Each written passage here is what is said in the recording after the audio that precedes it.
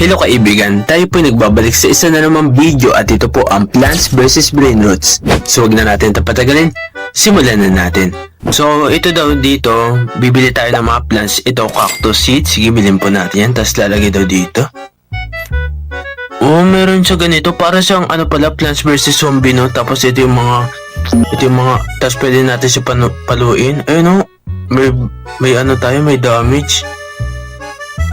Then place natin yan. Tapos 4 seconds lang. Uy, si Oranganini Anasisini. Ito yung kinailangan natin eh. Dati. Ah, may pwede dito bumili. Yes, sige. I-place natin yan. Ayun. Bibigay sa atin. So, bin dito. Tapos, yes natin yan. Tapos, paano ba dito Bago kasi ako dito eh. Paano ba to? Wait lang, alisin muna natin to. Remove plate natin to. Tapos lagyan natin yan dito. Ah, okay. Ganito lang siya. Tapos may makukuha ka ditong pera. Benta muna natin kung magkano to. I want to sell my brain roots.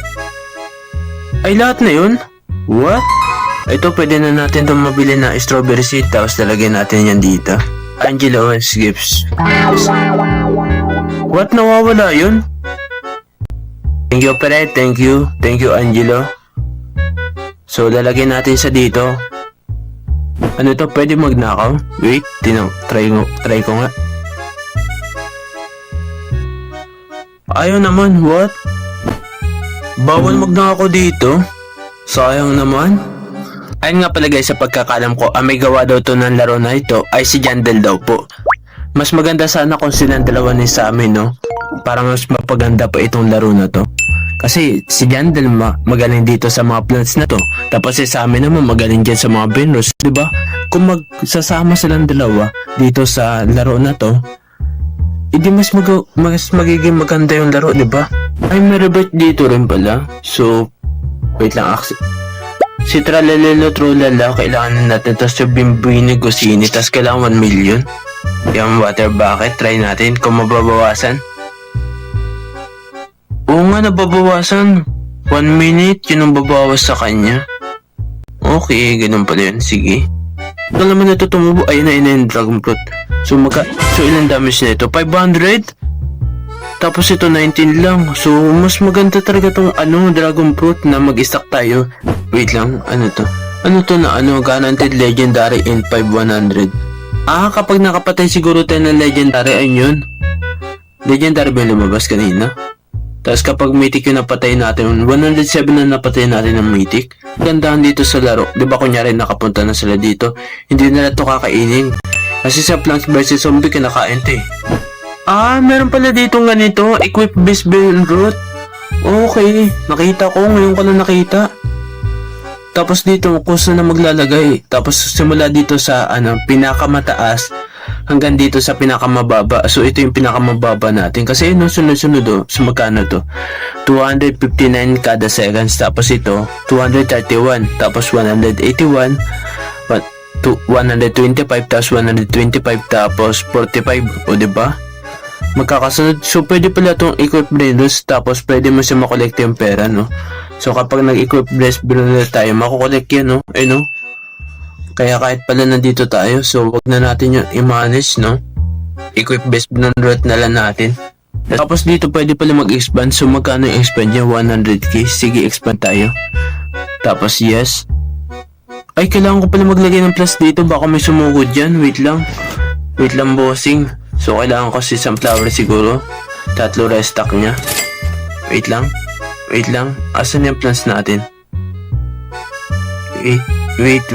Wag muna kayo susugo dito. Yan, ako na yan. Uy, wait. Ano to? Ano yan? Sino yan? What? May nag-swimming ng ganun? Wait. May stock ng eggplant la. Pabilin natin to. Tapos itong dragon fruit. So, itanim na agad natin to. Wait lang. Kailangan ko magbawas ng isa pa. So, siguro itong cactus siguro. Yes muna natin yan. So, kailangan ko si eggplant. Ang tagal naman tumubo ng eggplant natin. Yung dragon fruit, okay na. Ito na. So, ilang damage siya? 750, so mas malakas dito, 500 lang to eh. Siguro yung napapansin ko dito kapag nag-expand pa tayo dito ng 100k, siguro magkakaroon ng mga mythic ganun. Hindi ko lang sure pero baka may guarantee. Sige, try nga natin. Tapos wait lang, wag mo na kayong tutubo Lagi ko lang to pumpkin. Tapos to, mga tinanggal natin. Mo na yung pansamantala. Wait, may mythic daw. Uy, ito si Odin din dun. Wait lang. Kailangan ko muna siguro i-shovel. Pero kaya ba natin to? Sana kayanin. Wait lang, baka may garishop tayo dito. Wait lang, plus grenade muna natin to. Please, kaya yan. Please, Odin din dun. Kaya yan. Nakuha ba natin? Wait lang. Sana nakuha natin. Ayun, nakuha natin.